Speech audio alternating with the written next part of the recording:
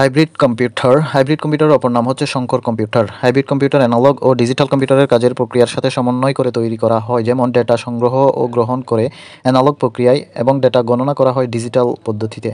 Hybrid কম্পিউটারের উদাহরণ হচ্ছে আবহাওয়া দপ্তরে ব্যবহৃত হাইব্রিড কম্পিউটারে ডেটা, বায়ুচাপ ইত্যাদি পরিমাপ করে অ্যানালগ পদ্ধতিতে এবং সংগৃহীত ডেটা ডিজিটাল পদ্ধতিতে গণনা করে আবহাওয়া পূর্বাভাস দিয়ে থাকে। ব্যবহার ক্ষেত্র পরীক্ষাগারে ওষুধের মান নির্ণয়ে, প্রাণী নিয়ে গবেষণায়, পরমাণুর গঠন প্রক্রিয়া, বিভিন্ন রাসায়নিক দ্রব্যের গুণমান নির্ণয়ে, হাসপাতালে ইনটেনসিভ কেয়ারে, বৈজ্ঞানিক ও কারিগরি বিষয়ে জটিল সমস্যা সমাধানে হাইব্রিড কম্পিউটার ব্যবহৃত হয়। ডিজিটাল কম্পিউটারের প্রকারভেদ। ডিজিটাল কম্পিউটার আকার, আয়তন, আকৃতি ও ক্ষমতার উপর ভিত্তি করে ডিজিটাল কম্পিউটার 4 প্রকার। সেগুলো হচ্ছে super computer, mainframe computer, mini computer এবং মাইক্রো কম্পিউটার। সুপার কম্পিউটার হচ্ছে সেই কম্পিউটার যেটি সবচেয়ে বড়, শক্তিশালী এবং দ্রুত গতি এবং ব্যয়বহুল একটি কম্পিউটার হলো সুপার কম্পিউটার। বৈশিষ্ট্যের ক্ষেত্রে আছে দ্রুততা, প্রতি সেকেন্ডে বিলিয়ন বিলিয়ন হিসাব সমাধান করতে পারে। গতিবৃদ্ধির জন্য সাধারণত কেবলের পরিবর্তে ফাইবার কেবল ব্যবহার করা হয়।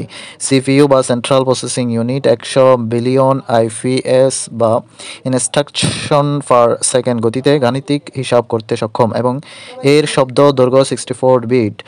আকার ও ক্ষমতা বড় ও অতি দ্রুতগামী এবং শক্তিশালী ক্ষমতা যে কোনো কম্পিউটারের চেয়ে বেশি।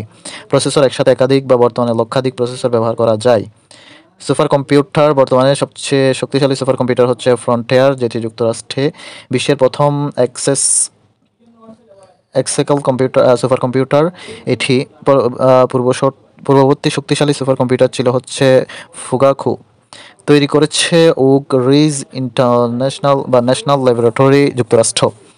বাংলাদেশে প্রথম ও একমাত্র সুপার কম্পিউটার হচ্ছে IBM RS, যেটি রিস্ক সিস্টেম 6000 SPI।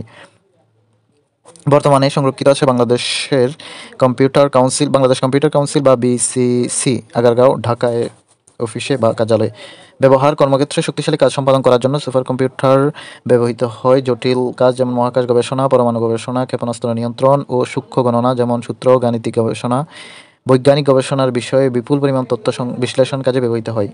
উদাহরণ আমেরিকার আছে সাইবার 205, সামিট, সানওয়ে, তাহুলাইট, চীন, super X11, Japan, form Bharat.